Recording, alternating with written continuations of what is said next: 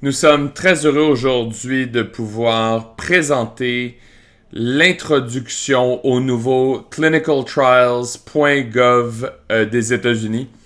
Et pour présenter ce nouveau site, nous avons Christina Robinson, qui est spécialiste de l'information technique à la Bibliothèque nationale de médecine. Elle est actuellement propriétaire de produits pour le développement du site web bêta, clinicaltrials.gov. À ce titre, elle soutient l'équipe de chercheurs, de concepteurs et d'experts en développement web qui créent le site web modernisé. Au cours des 18 dernières années, Christina est passée d'une rédactrice en chef de la recherche clinique à une chef de file en communication et en technologie de la recherche. En tant que leader agile, elle rassemble les besoins des patients, fournisseurs de données, chercheurs en données et d'autres intervenants afin de trouver des solutions qui fonctionnent dans le cadre réglementaire établi pour clinicaltrials.gov.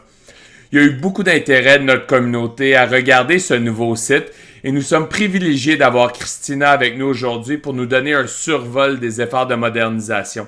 Bienvenue Christina. Merci beaucoup pour l'introduction Anne-Marie. Je suis tellement heureuse d'être ici aujourd'hui et de pouvoir partager un peu de cette information-là avec vous et avec vos spectateurs. Comme Anne-Marie a dit, mon nom est Christina Robinson. Je suis propriétaire de produits du nouveau site clinicaltrials.gov qui est en forme bêta pour l'instant. Alors, je veux juste parler un peu de la modernisation du produit en général. Ça a commencé en août 2019, puis je veux juste mentionner que clinicaltrials.gov a été lancé en janvier 2000. Alors, le site a plus de 20 ans.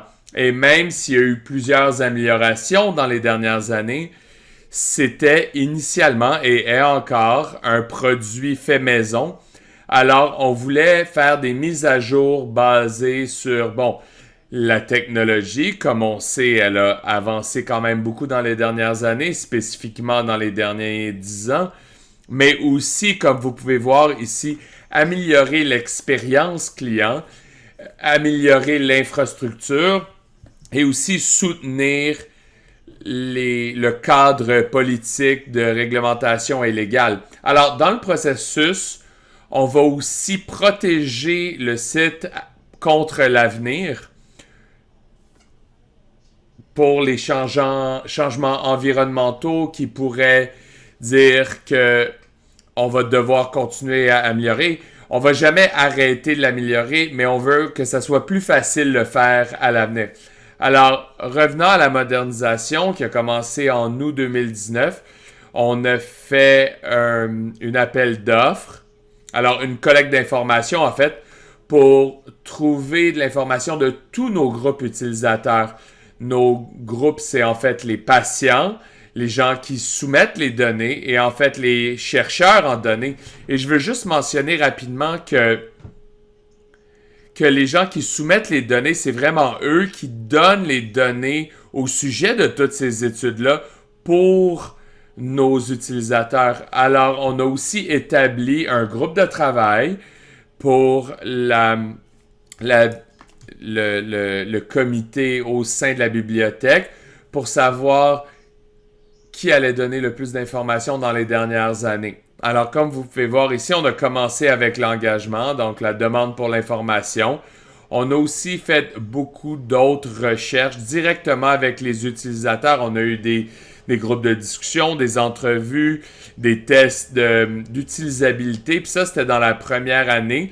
Puis là, dans la deuxième année, on a vraiment commencé vraiment dans le processus de développement pour construire l'infrastructure pour le nouveau site. Ce travail-là continue. Et là, ensuite, on veut bâtir un produit qui est minimalement viable. Alors, l'utilité de clinicaltrials.gov, c'est de rendre disponible au public tous les essais cliniques. Et alors, on a créé la page d'accueil, et parce qu'on sait que c'est, par exemple, tout ce qui est le plus utile sur un site. Alors, en décembre 2021, ça c'est la troisième année, on a commencé l'implantation s'assurer que c'est tout disponible au public, on a lancé la première version du site bêta en décembre 2021, il y a à peu près un an, et on a fait plusieurs mises à jour, ce que vous allez voir dans quelques minutes. Et on va continuer à faire des améliorations sur années 5 et 6, ou 4 et 5, pardon, et les rendre disponibles au public et continuer à ramasser de la rétroaction et des conseils et des commentaires, juste pour que ça soit que ce soit les meilleures améliorations possibles pendant la modernisation. Comme vous pouvez voir ici, il y a déjà disponible sur le site classique un rapport sur les premiers 2 ans de la modernisation. Et on a récemment rendu disponible un autre rapport pour la 3e année des efforts de modernisation. Alors, vous pouvez voir ici certains points saillants pour le rapport 2021-2022. Et 2023, c'est vraiment les améliorations et les mises à jour qu'on a rendues disponibles dans les derniers 10 mois au public. Alors, ça ici, c'est un survol très haut niveau des changements qu'on a faits dans les 10 derniers mois. Alors, on a continué de raffiner la recherche, les résultats de recherche, c'est en système tabulaire, disponible pour télécharger. On a fait des changements aux pages d'archives. Je vais vous montrer dans la démonstration où vous êtes capable où ce qui a été en fait amélioré et rajouté pour chaque amélioration. On a fait 3 améliorations depuis décembre et on va continuer à le faire dans la prochaine année. Alors, pour ce qui est du processus, alors on l'a lancé en décembre 2021 et ça c'est disponible parallèle au site existant et ça va continuer d'être la même chose pendant un certain temps. Nous, on est dans la 2e phase que vous voyez ici où continuellement on ajoute des fonctionnalités au site. Et on va continuer jusqu'à temps qu'on ait mis toutes les améliorations pour que les gens puissent accomplir ce qu'ils ont besoin de faire sur le site. La 3e phase, c'est l'année prochaine. Je ne sais pas exactement quand, mais on sait que l'année prochaine, le site bêta va devenir le site primaire. Ou quand tu vas à clinicaltrials.gov, tu vas voir le nouveau site. Mais l'ancien site va quand même exister en parallèle, mais secondaire. Et éventuellement, on va retirer le site classique. C'est difficile de maintenir 2 systèmes, alors on veut simplifier le processus et être aussi efficace que possible. Alors, sur ce, j'aimerais faire une démonstration du site web bêta de clinicaltrials.gov. Alors, ça ici, c'est le site bêta. Alors, pour n'importe qui n'a pas visité, je vais vous donner un survol de tout le site web, mais je vais faire ça bref, puis je vais juste mentionner certaines des fonctionnalités les plus utiles. Alors, le look, le sentiment est complètement différent de l'ancien site. On a essayé de mettre à jour l'interface utilisateur, l'IU, pour que ça soit facile à utiliser, confortable, et on veut rendre l'information la plus utile disponible dès le début. Alors, naturellement, la recherche, c'est vraiment le morceau le plus crucial du site web. Nous avons ce qu'on appelle ici une recherche avancée. Ça combine les différentes fonctionnalités qu'on a dans le site classique. Ici, vous pouvez personnaliser la recherche pour qu'elle soit aussi spécifique ou la laisser aussi large que vous voulez. La bande d'action ici vous permet de faire ça avec sélectionner les champs. Vous pouvez rajouter tous les champs ou remettre au défaut. C'est ça que vous voyez ici. Alors ici à droite, la base d'action, vous avez en fait le bouton de recherche comme tel. Ici, vous avez les conditions ou maladies, puis ici, vous avez des exemples prépopulés de demandes. Et pour notre étude ici, je vais faire une recherche pour le cancer du sein. Et pendant qu'on tape, vous avez des autocomplétions pour des recherches qui sont utiles pour vous. Alors, pour cette étude-ci, ou pour la démonstration, pardon, je vais regarder à une étude qui a des résultats d'études et on va regarder pour des études qui sont payées par les Instituts nationaux de santé. Alors, voici les résultats. Ici à gauche, le bleu pâle, vous avez tous les mêmes champs de recherche que vous avez vus sur la page d'accueil. Et ici, vous voyez que c'est prépopulé avec la demande qu'on a déjà faite. Si on descend, vous allez voir les résultats et avec les payeurs, donc payés par les Instituts nationaux de santé. Donc, j'ai 357 études et je veux un peu raffiner la recherche. Alors, peut-être je vais trouver une qui est proche de chez moi. Alors, je vais faire une recherche rapide. Alors, Saint John. Et ça nous réduit les champs à 8 études. Alors, ici, on a une intégration de l'interface de programmation de Google Maps. Alors, c'est pour ça que vous voyez les suggestions d'endroits.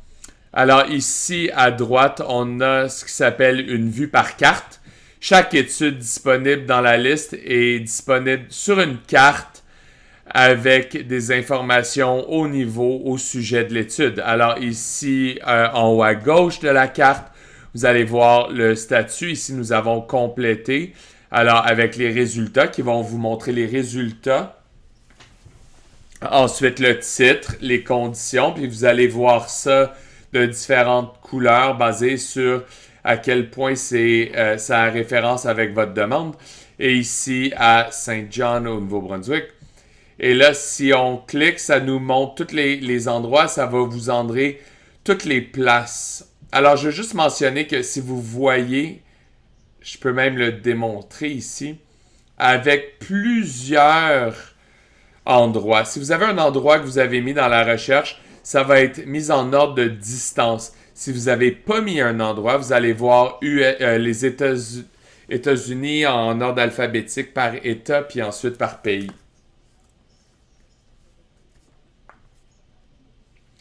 Alors ici, je vais trouver, je veux un peu raffiner ma recherche.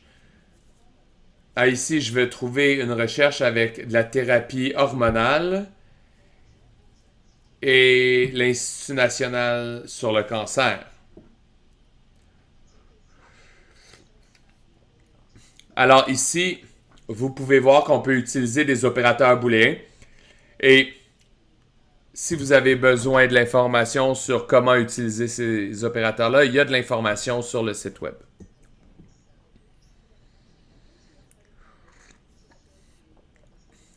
Alors, prochain, je vais aller dans les archives pour vous montrer de quoi ça a l'air. Alors, j'ai cliqué. Alors, ici, on a dans la fiche, et vous allez voir une carte. Encore une fois, c'est l'intégration de la carte Google. Et ici, la liste des sites d'études. Quand l'étude recrute, vous allez voir de l'information pour contacter tous les sites. Alors, l'information ici n'est pas disponible parce que l'étude n'est pas en recrutement. Alors, vous voyez en haut ici, certains donneurs de données ont un contact central. Ça ne sera pas disponible ici parce que l'étude a fini de recruter. Alors, je veux partager qu'il y a d'autres fonctionnalités qui sont pas nécessairement qu'on voit pas immédiatement. Si vous cliquez sur Saint John, ça va ajouter la liste à gauche pour que vous voyez l'information pour ce site-là. Alors, vous voyez, c'est descendu jusqu'en bas, au bas de la liste. Mais là, si on est curieux sur, par exemple, un autre, je peux cliquer sur Winnipeg. Et là, la carte va s'ajuster pour m'amener au site de Winnipeg. Et là, vous pouvez naturellement zoom, rentrer ou sortir de la carte. Et vous pouvez voir que l'étude a beaucoup de sites basés sur la carte sur la fiche, pardon, dans le résultat. Alors, revenant ici, parce que j'ai complètement oublié, il y a ici... Alors, pour n'importe qui veut voir une vue plus condensée des résultats de recherche, qui vous donne beaucoup plus d'informations à première vue, il y a une vue par tableau, qui est ici en haut à droite. Alors, vous pouvez changer entre les fiches et les tableaux. Alors, si on revient dans les fiches, vous pouvez voir qu'on a encore une fois de l'information de haut niveau sur l'étude en haut. Alors, juste le titre, le numéro NCT, les parties responsables et la date de mise à jour. Alors, celle-là a été mise à jour quand même assez récemment.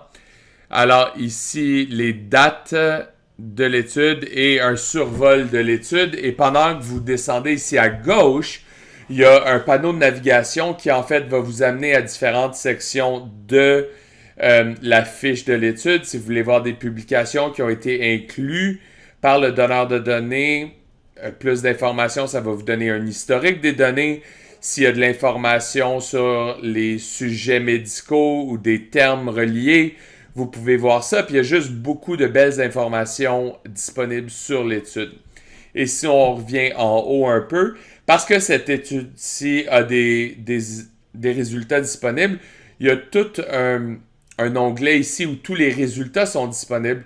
Et ça va être très similaire à ceci, sauf que les résultats sont disponibles en format tableau. Je veux juste mentionner d'autres fonctionnalités ici. Alors, nous avons ici à droite, en haut, nous avons de l'information qui va vous donner un survol de la recherche clinique. Si vous voulez apprendre au sujet des études, il y a aussi un apprenez sur, il y a un glossaire pour les gens qui veulent comprendre la terminologie qu'on utilise sur le site, mais vous pouvez aussi accéder toutes les petites icônes d'information ici. Vous avez un petit cercle bleu avec un i dans le milieu et ça vous sort le panneau de glossaire. Et de là, vous pouvez faire une recherche pour des termes dans ces champs-là où vous pouvez cliquer sur tous les termes en hyperlien pour avoir la définition de tous ces termes-là. Pour la section au sujet de, et on a au sujet de clinicaltrials.gov et aussi les notes les notes. Alors, ça, c'est des notes sur toutes les différentes sorties qu'on fait pour le site en ordre chronologique par date. Et voilà pour la démonstration du site web.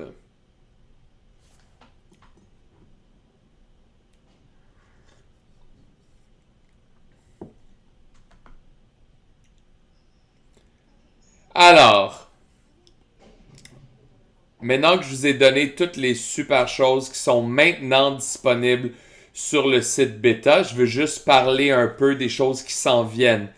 Vous pouvez voir à travers le haut la plupart des choses que j'ai mentionnées dans le milieu. On a les fonctionnalités sur lesquelles on a déjà commencé à fonctionner. On a déjà commencé à travailler dessus. Alors, une vision tabulaire, un historique. Là, pour l'instant, on fait des liens qui retournent à l'ancien site. Et il y a aussi beaucoup d'informations qu'on a besoin de créer ou de migrer du classique vers le site bêta. Alors, dans les prochains mois et même jusqu'à l'année prochaine, on va travailler sur l'application de programmation pour les gens qui veulent télécharger beaucoup de données en même temps. On va rendre ça disponible en XML. Aussi des liens vers de l'information santé ou les gens qui veulent faire partie d'études. Puis il y a beaucoup de gens, on sait qu'ils viennent et ils savent pas, ils vont peut-être faire une recherche Google pour trouver une étude sur et ils vont finir sur une fiche. Alors on veut s'assurer que tout le monde qui vient à clinicaltrials.gov savent où ils sont et qu'est-ce qu'ils peuvent accomplir sur le site web. Alors, c'est ça qu'on veut dire par le onboarding. Alors,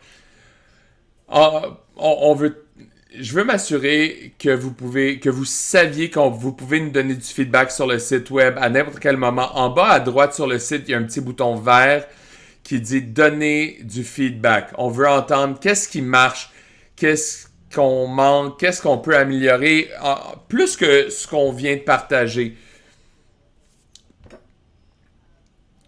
Et si vous êtes intéressé à participer en tant que bénévole, on cherche toujours de l'information à travers des sessions de tests d'utilisabilité, des activités asynchrones. On peut vous donner des activités, des choses que vous pouvez faire à la maison quand vous avez le temps. Alors, toutes ces choses-là sont très, très utiles. Alors, si vous êtes intéressé à faire ça, envoyez envoyez du feedback, votre information de contact. On aimerait avoir votre rétroaction, spécifiquement nos utilisateurs qui sont des patients, proches aidants ou juste des membres du public. Tout ça est vraiment, vraiment à grande valeur pour nous. Et maintenant, c'est le temps de nous donner du feedback pendant qu'on est en train de bâtir. Tout est un test en ce moment. On teste, puis on voit ce qui marche, ce qui marche pas. Puis le plus que vous nous donnez, le plus ça va être utilisé. Alors, sentez-vous libre de faire ça à n'importe quel moment. Finalement, on fait plus de communication. On veut s'assurer que les utilisateurs sachent qu'est-ce qui s'en vient au portail, soumission. Alors, il y a eu des blogs, on met des bulletins techniques, on communique sur les médias sociaux. Vous pouvez suivre la Bibliothèque nationale de médecine ou le NCBI, qui est le Centre national pour l'information biomédicale. On le met sur LinkedIn, on le met sur Twitter, Facebook. Alors, sentez-vous libre de nous suivre sur n'importe quelle de ces plateformes-là. On a on a un bulletin qui est spécifiquement pour nos fournisseurs de données. Alors, informations pour des webinaires sont inclus là-dedans, mais la majorité de ces courriels-là seraient disponibles aux patients. Ne seraient pas utiles pour le membre du public. On a aussi des réunions avec les différents joueurs. On demande du input de tous les gens qui sont disponibles de clinicaltrials.gov et il y a aussi une bannière sur le haut du site web classique qui va vous amener au site bêta et on va vous donner des mises à jour de façon périodique. Et sur ce, je vais prendre une pause et dire merci beaucoup pour votre temps et attention et prendre des questions. Christina, la passion avec laquelle tu présentes et tu fais la démonstration, très appréciée. On peut voir que tu as beaucoup d'investissement personnel dans ce qui se passe ici. Alors, félicitations pour le site. Et je pense qu'une des choses que j'ai vraiment aidé, c'est ce que j'appelle, c'est la fluidité continue. Le fait que c'est pas fini et on arrête. Ici, l'engagement, c'est qu'on va continuer à bâtir, on va changer. C'est un processus très organique et où on gagne beaucoup d'expérience et on prend de la rétroaction de la communauté. Alors, beau travail. Merci d'avoir présenté. Comme Christina a dit, on est prêt à prendre des questions. On sait qu'on en a plusieurs qui sont rentrés. Alors, je vais les prendre dans l'ordre dans lequel ils sont arrivés dans le système.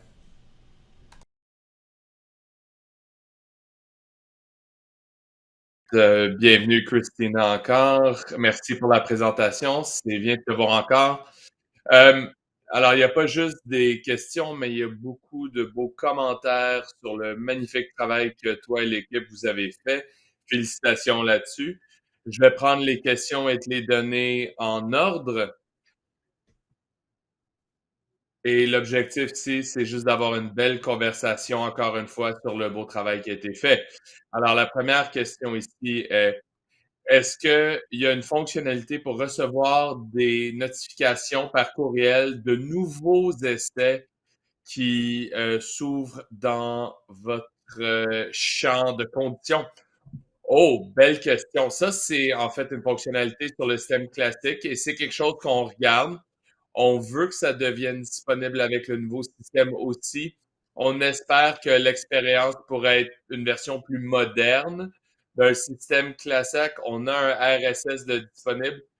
RSS, c'est plus une technologie qu'on utilise beaucoup aujourd'hui. Alors, c'est quelque chose on veut faire quelque chose de plus facile pour les utilisateurs et idéalement, on pourrait avoir une mise à jour sur des recherches qu'on a déjà faites ou des choses spécifiques qu'on demande. Oui, c'est quelque chose qu'on espère faire, oui. OK, parfait. Il y a une autre question ici qui dit, encore une fois, il y a un compliment avant, alors beaucoup plus facile à naviguer que le site d'origine, puis je pense que c'était l'objectif. Est-ce qu'il y aura l'habilité de sauvegarder certains termes de recherche pour faciliter la recherche? Oui, puis en fait, ça ferait partie de ce que je mentionnais avant. Donc, l'habilité d'avoir des mises à jour sur des essais spécifiques ou de sauvegarder la recherche.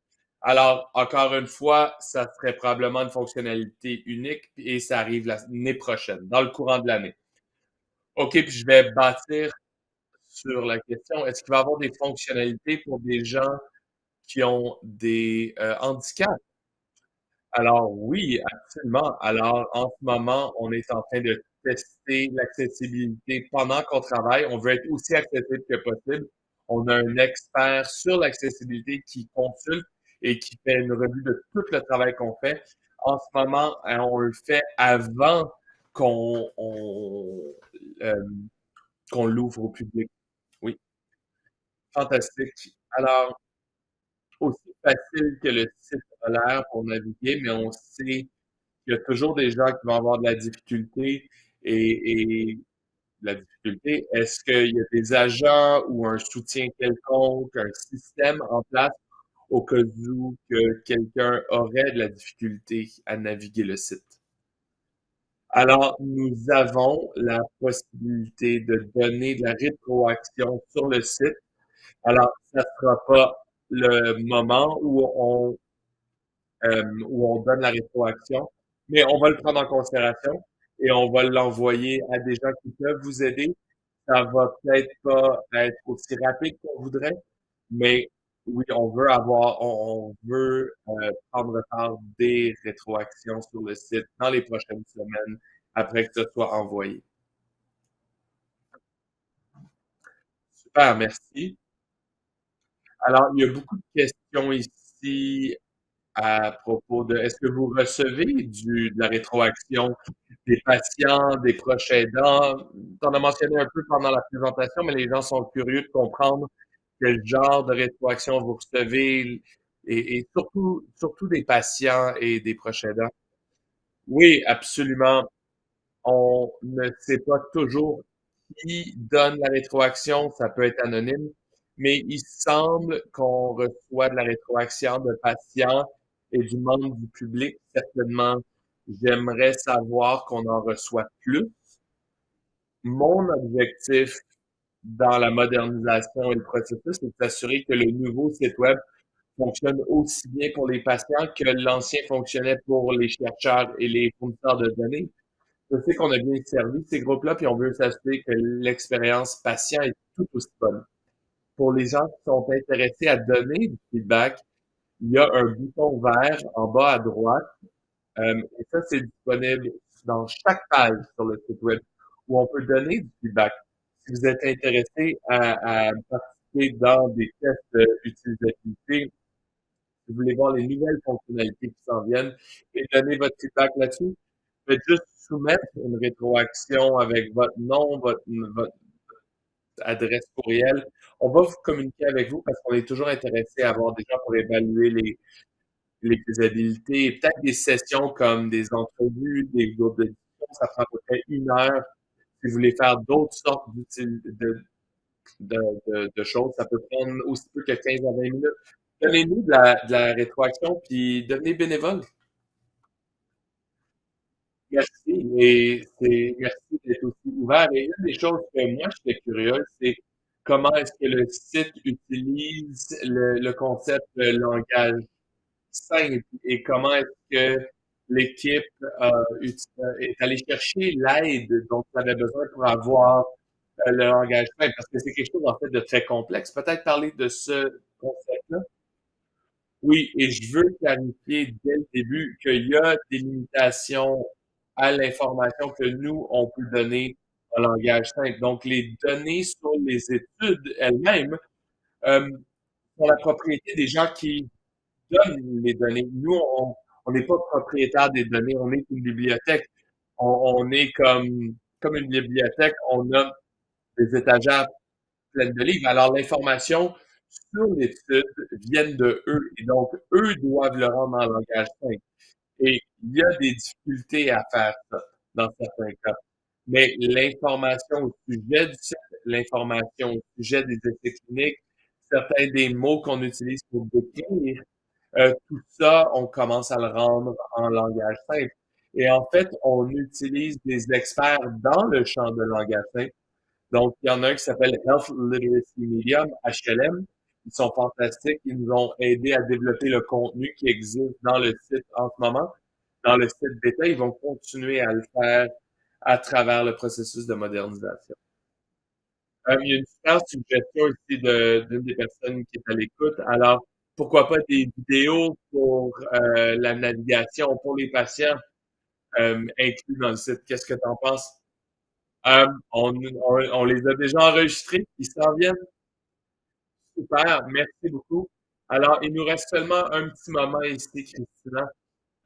Et je vais juste terminer sur une grosse question qui est avec tout ce que tu sais et tout le travail que toi et l'équipe avons fait. euh, Qu'est-ce que vous espérez voir dans 5 ans? Qu'est-ce que vous voulez que le site soit? Et comment est-ce que la communauté vous aide à soutenir le site pour qu'il soit le meilleur qu'il puisse être?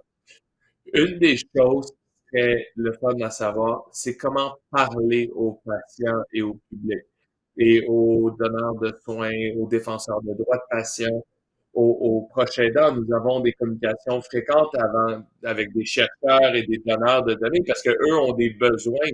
Eux, ils ont des besoins pour juste au niveau légal, mais c'est plus difficile pour nous de parler au public.